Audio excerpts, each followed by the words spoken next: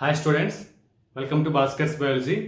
ఈ వీడియోలో modes of reproduction ప్రత్యుత్పత్తి విధానాలు ఏంటంటే మనం ఈ వీడియోలో చూద్దాం.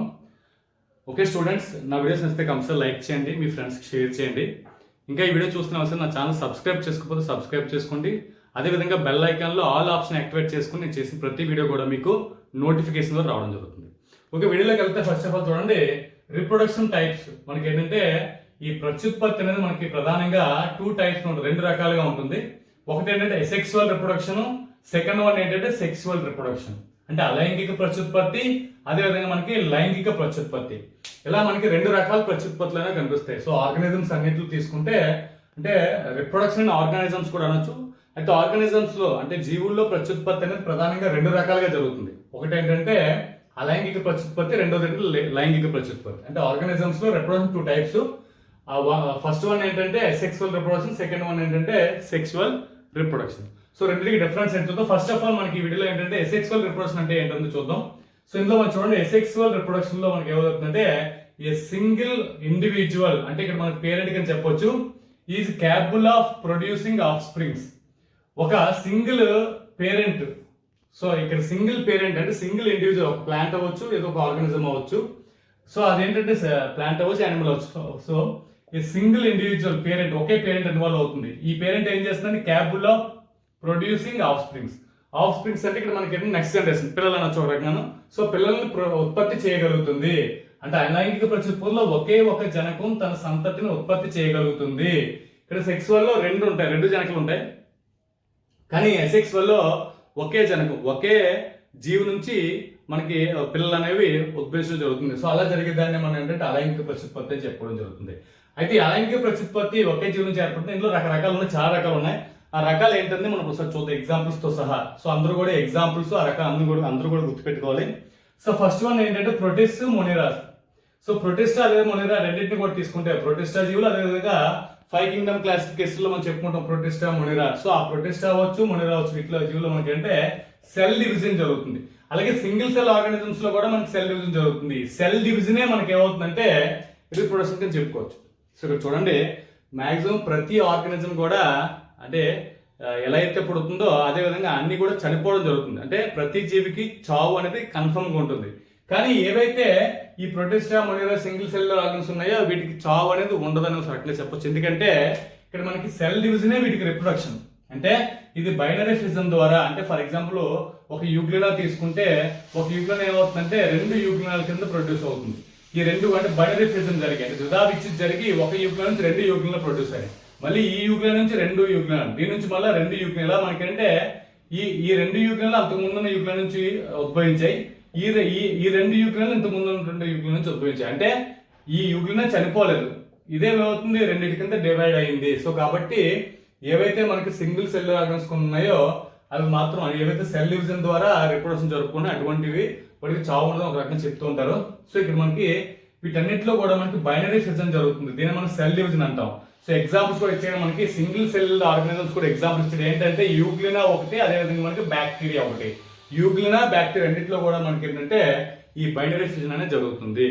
ఇదే మన ఏంటంటే మొనిరా జీవుల్లోను అదేవిధంగా మనకి ప్రొటిస్టా జీవుల్లోను కణ విభజన, ఈ కణ విభజన ద్విధా విచ్ఛిత్ అంటాం. సో ద్విధా విచ్ఛిత్ ద్వారా మనకి యాక్టన్ జీవుల్లో కూడా ఇలాగే జరుగుతుంది. దీనికి ఎగ్జాంపుల్ యూగ్లినా, అదేవిధంగా బ్యాక్టీరియా.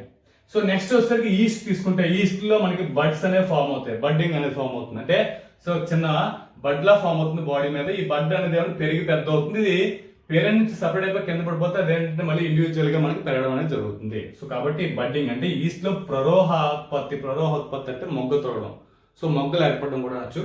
సో ఇది. సో నెక్స్ట్ ఆల్గే ఫంగై తీసుకుంటే శైవలాలు, శిలీంధ్రాల్లో మనకి స్పోర్స్ అనేవి ప్రొడ్యూస్ అవుతాయి, సిద్ధ బీజాలు ఏర్పడతాయి. ఇవి మైక్రోస్కోపిక్, చాలా చిన్నగా ఉంటాయి, సూక్ష్మంగా ఉంటాయి, చాలా చిన్నగా ఉంటాయి. గుర్తుపెట్టుకోవాలి, ఈస్ట్ లో మనకి బడ్డింగ్ కనిపించింది. ఆల్గే ఫంగైలో స్పోర్స్ ప్రొడ్యూస్ అవుతున్నాయి, శైవలాలు, శిలీంధ్రాల్లో సిద్ధ బీజాలు ఏర్పడడం జరుగుతుంది. అయితే ఈ సిద్ధ బీజాల వల్ల ఇంకొక అడ్వాంటేజ్ ఉంది, ఏంటంటే అన్ఫేవరబుల్ కండిషన్స్ లో కూడా ఇవి సర్వే అవ్వడానికి యూజ్ అవుతాయి. సో ఎక్కువ కాలం అలా ఉండిపోయి ఫేవరబుల్ కండిషన్స్ వచ్చే వరకు ఉండి, ఫేవరబుల్ కండిషన్స్ వచ్చిన తర్వాత అవి ఏమవుతుందంటే కొత్త మొక్కల కింద ఏర్పడడం జరుగుతుంది. సో ప్రతికూల పరిస్థితులు తట్టుకొని సుదీర్ఘ మనుగడకి కూడా ఇది ఉపయోగపడడం జరుగుతుంది సిద్ధ బీజాలు. సో నెక్స్ట్ వచ్చేసరికి the spores produced by mitosis. కొన్నిట్లో మనకి ఏంటంటే స్పోర్స్ అనేవి మైటస్ ద్వారా ప్రొడ్యూస్ అవుతాయి. అది ఏంటి సమ్ ఆల్గేలో వాటి ఈ రకంగా జరుగుతుంది. ఎగ్జాంపుల్ కూడా ఇవ్వడం జరిగింది, క్లామిడోమోనాస్ అనేది ఎగ్జాంపుల్ గా తీసుకున్నాం. సో దీనిలో మనకేంటే మొటైల్ అని చెప్పుకున్నాం. మొటైల్ అంటే ఇవి ఒక ప్లేస్ ఇంకో ప్లేస్ కదులుతాయి. సో కదులుతాయి, ఇటువంటి వాటిని మనం జ్యూస్ పోర్స్ అని కూడా అంటాం. వీటిని మనం అంటే జ్యూస్ పోర్స్ గుర్తుపెట్టుకోవాలి. మొటైల్ స్పోర్ట్స్ ని మనం అంటే జ్యూస్ పోర్స్ అంటాం. ఈ జ్యూస్ పోర్స్ ఎందులో ప్రొడ్యూస్ అవుతాయి, కొన్ని ఆల్గేల ఎగ్జాంపుల్ కి క్లామిడోమోనాస్ అని చెప్పుకోవచ్చు. సో సమవిభజన ద్వారా ఏర్పడిన సిద్ధ బీజాలు ఏవైతే ఉన్నాయో అవి ఎందుకు ఏర్పడతాయి, క్లామిడోమోనాస్ ఏర్పడతాయి. ఇవి చలనాన్ని చూపుతాయి, ఒక ప్లేస్ ఇంకో ప్లేస్ కి మనకి ఇవి వెళ్ళడం అనేది జరుగుతుంది. కాబట్టి వీటిని మనం అంటే గమన సిద్ధ బీజాలు అంటాం. అలాగే ఈ బ్రెడ్ మోల్డ్ అవి తీసుకుంటే అంటే రొట్టె బూజు అవి తీసుకుంటే స్పోర్ట్స్ ఆర్ నాన్ మొటైల్. ఇవి ఒక ప్లేస్ ఇంకో ప్లేస్ కదలలేవు. సో చలన రహిత సిద్ధ బీజాలు అంటాం వీటిని. అవి అంటే గమన సిద్ధ బీజాలు, ఇవి చలన రహిత సిద్ధ బీజాలు అని చెప్పుకోవచ్చు. So these spores are produce in the sporangia. Most important point గుర్తుపెట్టుకో, బ్రెడ్ మోల్స్ లో వాటిలో కూడా ఈ స్పోర్స్ ఎక్కడ ప్రొడ్యూస్ అవుతుందంటే స్పొరాంజియా. ఎగ్జాంపుల్ రైజోపస్ ఇచ్చారు. సో చూడండి, ఇవి సిద్ధ బీజాశయంలో ఏర్పడతాయి. సిద్ధ బీజాశయం లోపల స్పోర్స్ ఏర్పడతాయి. ఇవి తర్వాత ఏమవుతుందంటే పగిలిన తర్వాత బయటకు రావడం జరుగుతుంది. సో అది ఎగ్జాంపుల్ అంటే రైజోపస్ ఎగ్జాంపుల్ చెప్పుకున్నాం. So next, in some fungi spores are produced sporangiospores లో ప్రొడ్యూస్ అవుతాయి. అంటే ఒక స్టాక్ లా ఉంది, ఈ స్టాక్ పైన ప్రొడ్యూస్ అవుతుంటాయి. సో అది మనకి కొన్ని సిద్ధ బీజాశయ, కొన్ని శిలీంధ్రాల్లో మనకి సిద్ధ బీజాశయ వృంతంపై ఏర్పడతాయి. వృంతం అంటే కాళ్ళలో ఉండి కాడ పైన ఏర్పడడం జరుగుతుంది. ఎగ్జాంపుల్ ఏంటంటే కొనీడియా. గుర్తుపెట్టుకోవాలి, కొనీడియంలో స్పోర్స్ ఎక్కడ ప్రొడ్యూస్ అవుతాయంటే స్పొరాంజియోపోర్స్ అని చెప్పుకోవాలి. ఎగ్జాంపుల్ కూడా ఇవ్వడం జరిగింది పెన్సిలియన్ కి కొనీడియంలో అనేది పెన్సిలియన్ లో మనకి ఎక్కువ కన్ఫ్యూజన్ జరుగుతుంది. నెక్స్ట్ బ్రయోఫైట్స్ టెరిడోఫైట్స్ తీసుకుంటే బ్రయోఫైట్స్ అంటే బ్రయోఫైట్ లో స్పోర్స్ అనేవి హ్యాప్లాయిడ్, అంటే ఇవి ఏకస్థితికం ఎన్ స్టేజ్ లో ఉంటాయి, ఏకస్థితికాలుగా ఉంటాయి.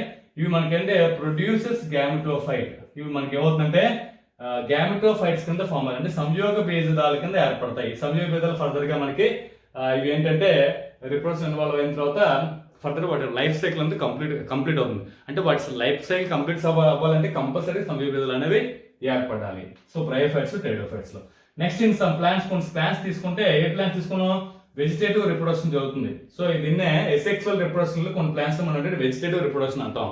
అంటే sexual reproduction one of the type అని చెప్పుకుంటాం. వెజిటేటివ్ పార్ట్స్ ద్వారా అంటే వెజిటేటివ్ పార్ట్స్ అంటే రూట్, స్టెమ్, లీఫ్. సో వీటి ద్వారా రిప్రొడక్షన్ జరిగితే దాన్ని మనం అంటే వెజిటేటివ్ రిప్రొడక్షన్ అంటాం. వీటిని మనం శాఖీయ ప్రత్యుత్పత్తి అంటాం. శాఖీయ భాగాలు, మొక్క యొక్క శాఖీయ భాగాలు వేరు, కాండము, పత్రాల ద్వారా ప్రత్యుత్పత్తి జరుపుకుంటే దాన్ని ఏమంటే శాఖీయ ప్రత్యుత్పత్తి అంటాం. సో వీటిలో కొన్ని ఎగ్జాంపుల్స్ అయితే ఫ్రాగ్మెంటేషన్ అంటాం, ముక్కలు అవుతాయి. సో ముక్కలు కావడం, ఆ మొక్కను తీసుకెళ్లి మళ్ళీ వేరే దగ్గర పడితే మళ్ళీ కొత్త మొక్క ఏర్పడడం జరుగుతుంది. ఉదాహరణకి శైవలాలు, బూజులు, పుట్టుమలు వీటిలో ఎక్కువ జరుగుతుంది. ఫ్రాగ్మెంటేషన్ ఎక్కువ కనిపిస్తుంది అంటే మంచి కొలోనియల్ ఫార్మ్స్ లో ఉన్నటువంటి ఆల్గే, మౌల్స్, అదేవిధంగా మనకి మష్రూమ్స్ లో కనిపిస్తుంది. అలాగే సమ్ ప్లాంట్స్ కొన్ని మొక్కలు వచ్చేసరికి జమ్మాల్ ప్రొడ్యూస్ అవుతాయి. ఇక ఎగ్జాంపుల్ లెవర్ బర్డ్స్ ఇచ్చారు. లెవర్ బర్డ్స్ లో జమ్మా కప్స్ అంటాం. ఆ జమ్మాల ద్వారా కూడా ఇవి రిప్రొడక్షన్ జరుగుతుంటాయి. కొన్ని మొక్కలు లెవర్ బర్డ్స్ లో జమ్మాలు ఏర్పడడం జరుగుతుంది.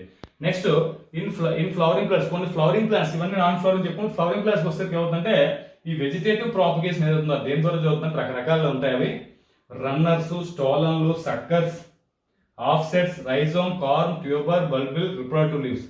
సో ఇవన్నీ కూడా మనకి వెజిటేటివ్ ప్రాపగేషన్ లో ఉన్నటువంటి టైప్స్.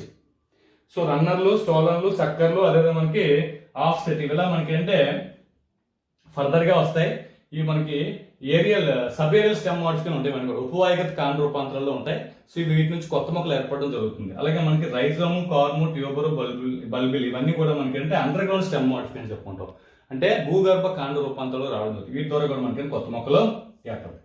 ఇలా ఏర్పడిన మొక్కలు వెజిటేటివ్ ప్రాపగేషన్ ద్వారా ఏర్పడిన మొక్కలన్నీ కూడా మనకి కాలనీస్ అంటాం. క్లోన్స్ అంటాం. వీటిని మనం ఏమంటామంటే క్లోన్స్ అనడం జరుగుతుంది.